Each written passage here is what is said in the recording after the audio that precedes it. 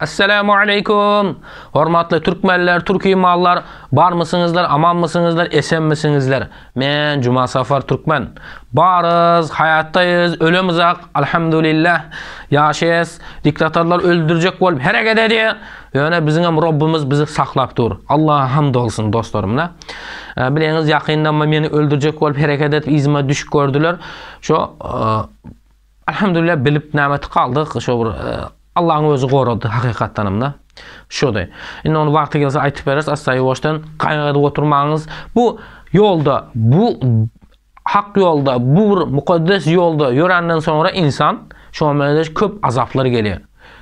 Ana Muhammed Aleyhisselam hem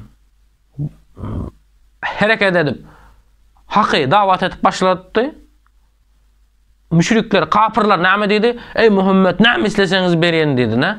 Pul mu gerek sana, ayal mı gerek sana, vizipa mı gerek sana? Yönü şu yolundan qayt diyende Muhammed Aleyhisselam näme dedi? Men elime bir elime ayı, bir elime günü verseniz bu yoldan qaytmen diye da. Şunun için insan öz saylap seçen yolundan qaytmalı değil da. Bu dünyada korkağım ölüp dur, batıram ölüp dur. Bu dünyada diktatora işlenem ölüp dur, işlemedigem ölüp dur. Şunun için bir 5 günlük yalancı deyip. Hazır 35 yaşadım. Yeni 35 yaşayayım belli değil. Olmazsa hazır şu videonu çekip olmağa tap bol bölüp gitmek mümkün. Ya köşeye çıkanda bir tak edip atıp koyvermek mümkün. Şunun için hak yolda yürüyelim, doğru yolda yürüyelim, diktatora değil, haka hizmet et yürüyelim, halkımızın yanında, mazlumların yanında bol verelim. İnşallah Teala Rahman, Allah Azze ve Celle bizleri utandırmaz. Hormatly doğallarımız, dostlarımız, Türkmenistan'dan dünün gününe hem haber geldi. O haberler gelip dur Türkmenistan'dan. Näme diye halk götürülecek boldu. Halk götürülüp hakimiyeti, aeroportları, şu polisiya, milisiyanın nämelerini, milisahanaları, zatları alalım, ele alıp ondan sonra diktatoru yok edelim, birlikte hareket edelim diye aytı durlar. Bize aytdı elhamdülillah bir bolunlar, beraber bolunuzlar, harekete düşünler. Yani bir bol hareket etmeli de. Ondan sonra da başka zatlara aytdım şu götürülüp çıkanına şu türməni, dəlixananı açıq qoyuverəmən, açmalı dəlməmən çünki açıq qoyursan bolmuyor da. Son diktatör yok odandan sonra o büyüğüne qamalan adamları hemmesini qaytdan sud edip günahsız olsa hemmesini çıkarıp koyuverip onlara nəmələrini, kompensasiyalarını verip, rehabilitasiya edip oturan güllerine pulları, zatları verip devletin hayırından beytip çıkarılıp yeni işine, yeni hem yoluna devam ettiriliyor.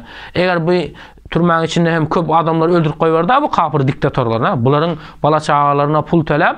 Kim bunları öldürdü? Kim bunlara azap verdi? Haysi prokuror kol çekti? Haysi sud kol çekti? Kim polisiya vardı deyip şuradan barını cemlep alıp inşallah bunların yerini şu önkü Safar Murat Niyaz'ın yanına koyuveririz inşallah. Şuday dostlarım, bar olunlar, aman olunuzlar.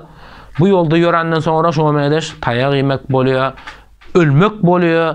Bu yolda köp azap, ukuybatlar boluyor. Şuna sabır et geçesi de. Şuna sabır deyip aydılıyor da. Hiç de etmeni alma bir şey ağzıma döş deyip yatsan bolmuyor. Bu sabır değilmiyor. Birinci bizi hareket edeceğiz. Sonra gelen musibatlara sabır edeceğiz. Şöyle Allah razı olsun yerli yerden bol hareket ediverelim oğullar, Türkmenler. Türkmenistan daha var ya. Türkmenistan'da 2025 yıla içerili 10 milyon adam olmasa Türkmenistan yok bolup gidiyor.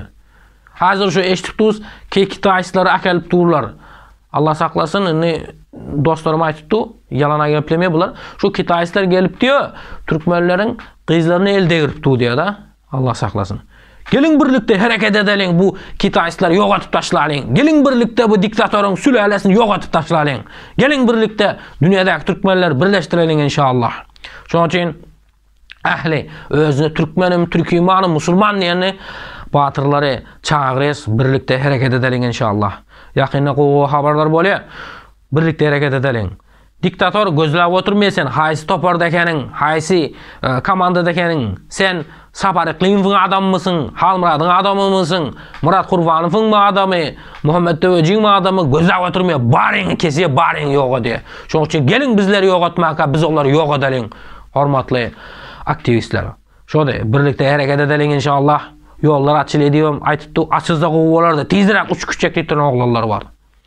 Yolları inşallah bizzatını açtırmamız gerek ki içeri özümüzün adamlarımız koyuverip Gurbanulynyň diktatorun dersini yüzüp tarihi gün bolar edel inşallah.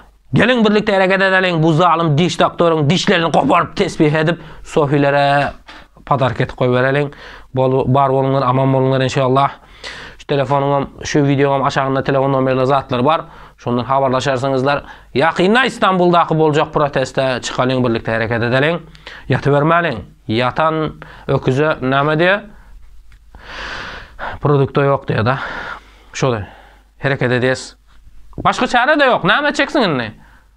Bir özüň näme edip bilen ne köp adam aýdy da. Näme bilen sen bir özüň ne da? Şu bir özüm o zaman hareket edeberýin. Beýany bir zat bolýar. Biz safara buyurulan zafer Allah'tan. Şöyle. Garaşyz birlikte hareket edeceğiz. Esselamu aleyküm ve rahmetullahi ve berekatuhu.